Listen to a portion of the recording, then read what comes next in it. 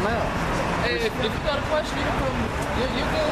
We just don't. We want people in front of us. You good? You good? What y'all doing out here? We're out here preaching the Bible, the truth about the Bible. That's literally what we're doing. Teaching that people you see on this sign, if you read on the left hand, I assume you mean just by looking at you, the Negro, West Indian, Jamaican. These are our bywords, all right? This is what you see. This is what we get called by people around the world. These are what we're known as in the Bible. Judah, Benjamin, Levi, Issachar, Naphtali, Simeon, Ephraim. Those are our biblical nationalities. Every nation on the earth has a biblical origin. So while we have this sign, which is the main thing, and some other signs, this is the main sign we have, is to let people know who they are according to the Bible. That's right. Ultimately, our mission, if you put it like that, come out here, go over the prophecies of the Holy Bible, and tell the people that walk by that this place, America, is about to be destroyed. That's right. Because all nations that have come up in history have fallen, one way or another. Let me get a America is not exempt. Ezekiel 9:4. Go ahead. Ezekiel 9:4. And the Lord said unto him, Go through the midst of the city, through the midst of Jerusalem, and set a mark upon the foreheads of the men that sigh and that cry for all the abominations that be done in the midst thereof. Because there is a specific group of men that have been raised up in the society that aren't with this society, that hate the way the society is. All right, we don't agree with the notion of for example, we were just talking about a woman to be held in such high regard, put up on a pedestal, and men to be pretty much spat on and treated like shit. All right, we don't agree with us being labeled as African American or Negro. All right, we don't agree with our history started with us swinging on some damn tree in Africa. We don't agree with the midst of our brothers who are the Latin tribes, the Mexicans, on down all the Latin tribes. They're just a bunch of illegals. All right, we don't agree. We're here to bring people pretty much back to reality. All right, go ahead. Those are what the brother's talking about. Those are all listed in the curses. Yep. All 12 tribes. Okay. Now, during our different reigns, when we were back in our land in Israel, the kingdom, the northern kingdom, the kingdom of Judah, and the southern kingdom. Well, I'm sorry. The southern kingdom, the kingdom of the so-called Negroes, West Indians, and Haitians, and then the kingdom of the southern kingdom, which is the rest of the Latin tribes. That's right. I'm sorry. So like the north, we were brought over here at different times, to serve slavery. But as you have in certain accounts, which the so-called white men won't tell you, That's right. If I could just interrupt you. When he said brought over here, what do you think he's talking about? I assume slave trade. Slave trade, That's right? Who was involved in the slave trade? I mean, I know you're looking at the sign, but who do they teach was not? I understand what you're saying, but who were the slaves? Anybody No, it wasn't just anybody in Africa, right? I mean, it was people who were captured by other tribes. Somebody get the Bible dictionary. If you got the sign. I'm about to teach, actually. I gotta go. That's what's up. That's all right. We'll be out there for a couple more hours. Yep. Well, we might as well just teach for the edification of the camera. That's right. I mean, obviously, you just got somebody. But that's on him. His soul is hanging in the balance. It's not mine.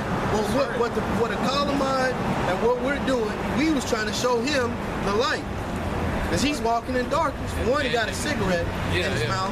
And for two, he out here looking real feminine with skinny jeans on. Yeah, not that, even the shoes. God damn. It's going fucking horrible right now. Yeah. It's going horrible right now. Sorry to hear Would you like to hear why it's going horrible? Would you like to hear our gripe? I doubt it. I think you would. I'm doing good though, but you guys take care of yourself. Hey, we'll try. We'll be better when we're ruling over y'all. Right. But take care. His soul is hanging in the balance, and from the looks of things, he's not gonna make it. Right. He's not gonna make it. We read Ezekiel 9:4. He said, "What are y'all out here for?" We're trying to set a mark on these men that are out here hating this world. Yep. Not the men that are loving the world.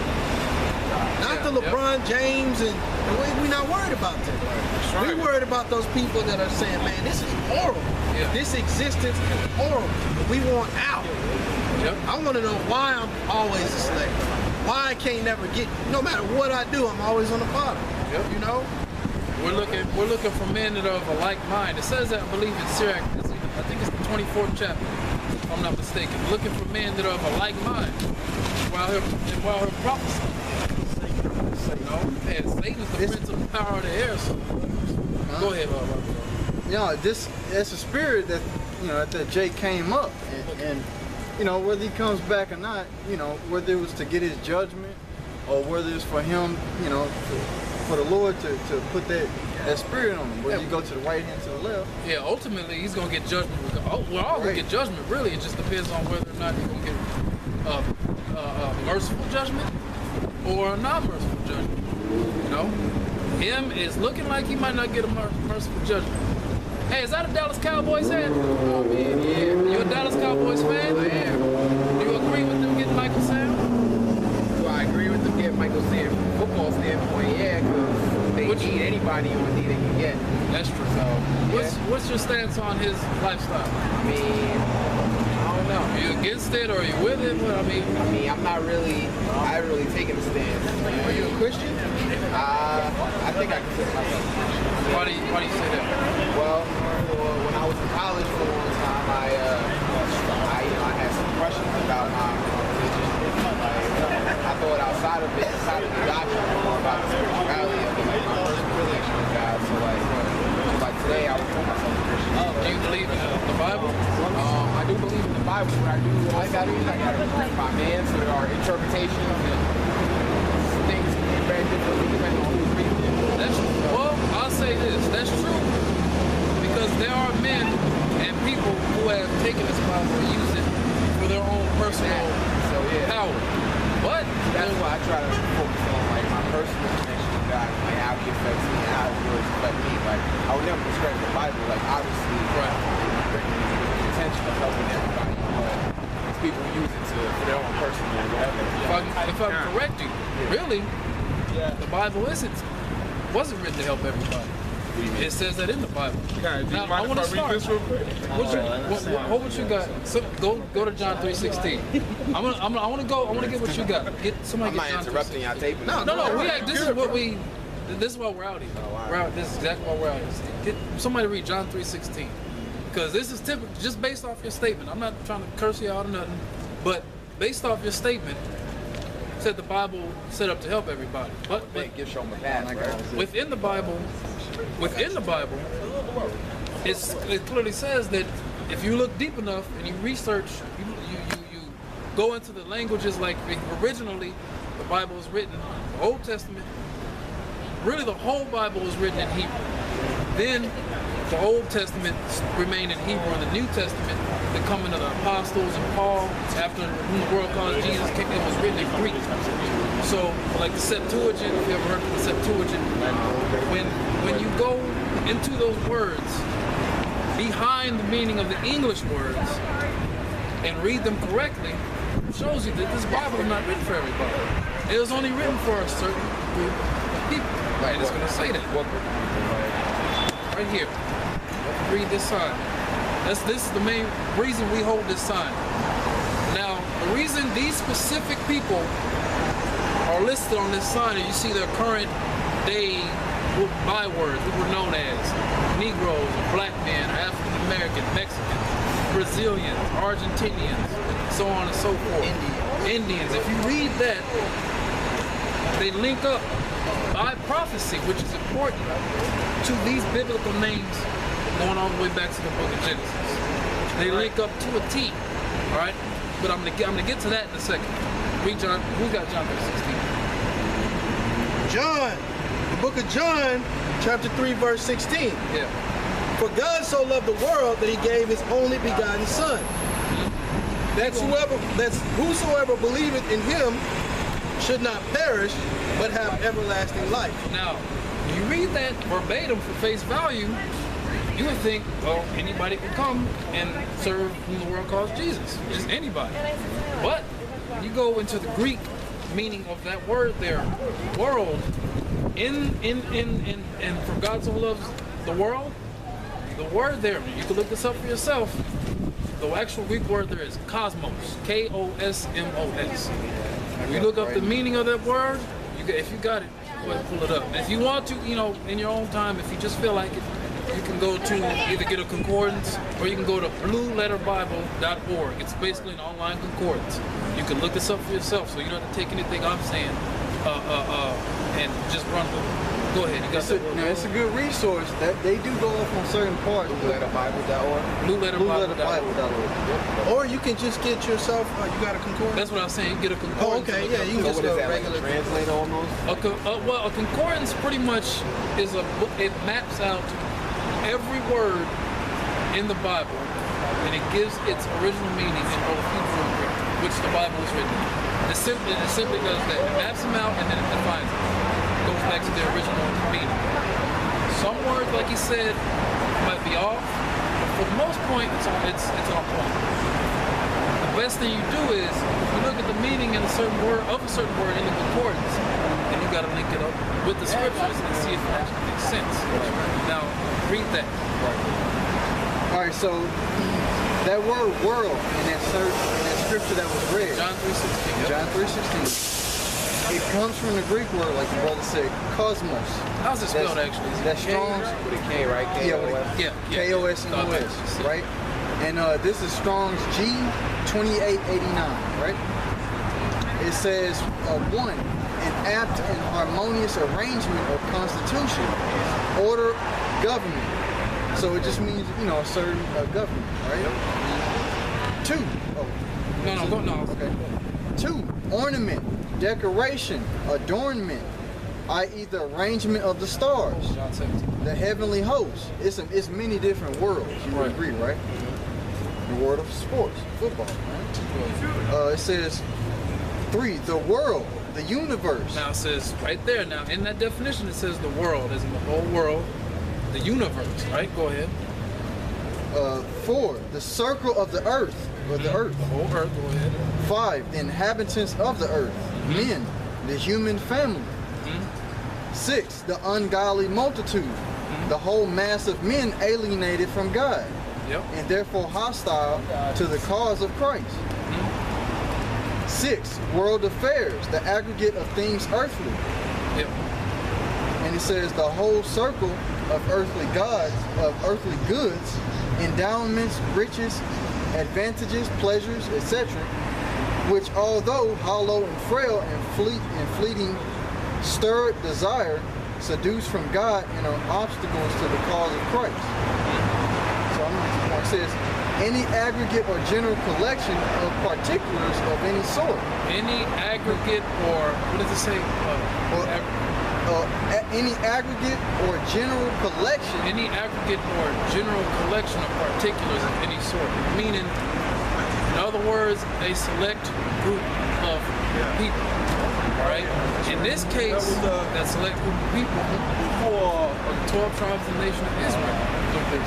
It says the Gentiles as contrasted to the Jews.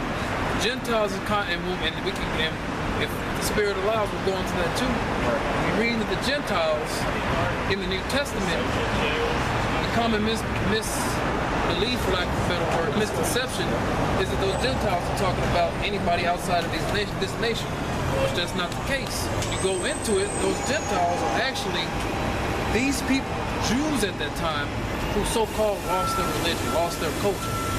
Like, for example, we'll use an example today. We're here in America. We're on this side. We're here in America. We, before coming to this truth, and I even use you in this example right now, we pretty much adopted American ways of life, all right? You got people living in, what's another non-Western world, like Japan. You got blacks in Japan, Korea, in the Philippines. You grow up in that mindset, you're going to adopt that way of life. So they might, what do? They adopt their languages. You'll have a black man. There's a video where this black chick, teen, she lived in China. But looked just like one of didn't look anything Chinese. She looked completely black, speaking fluent Chinese because that's what she grew up. And she was actually made fun of. All right, they're making fun of her in the video. All All right. So that's an example of when you go to the scriptures. Deuteronomy 28:64 it says these people will be spread all over the globe. Somebody can get that real quick. Deuteronomy 28:64. These people are going to be all over the earth. The whole saying is niggas are everywhere. Right? We're everywhere. Not just here in America. We're not. So they call us the minorities. These people are the minorities. We're not the minority. Really, to get down to the brass tacks of it, the so-called white race is the minority. They're 8% of the world's population. Last I checked, 8 to 10% of the world's population. It's dark nations that are the majority of people on planet Earth. You got it? Deuteronomy 28:64. And the Lord shall scatter thee among all people, from the one end of the earth even unto the other. The Lord shall scatter thee, talking about these nations, these tribes, over across all people. So you're gonna have our people growing up in every single culture and every facet on the planet Earth. Go ahead. And there thou shalt serve other gods, which neither thou nor thy fathers have known. Right, because like I said, you have our people serving Buddha, becoming Hindus, becoming Christians. We have the Caesar Borgia, which we don't have right now. Caesar Borgia. Now, that's another part of history. Now, I'm pretty sure you know what the picture of whom the world calls Jesus Christ looks like. It's a white man with long hair, blue eyes, and he's always smiling. All right, go ahead, you get it. He's always sitting and he's smiling, and he was in the Passion of the Christ and whatever, right? That's what the world knows Jesus is looking like. Really, according to the Bible, in the book of Revelation, it gives a description to the T of what real olive skin. Let's go read it. We'll let you make the determination. You said olive skin, I right? remember reading that. Okay, so we'll We'll read this and we'll see if you still come to the conclusion of olive skin.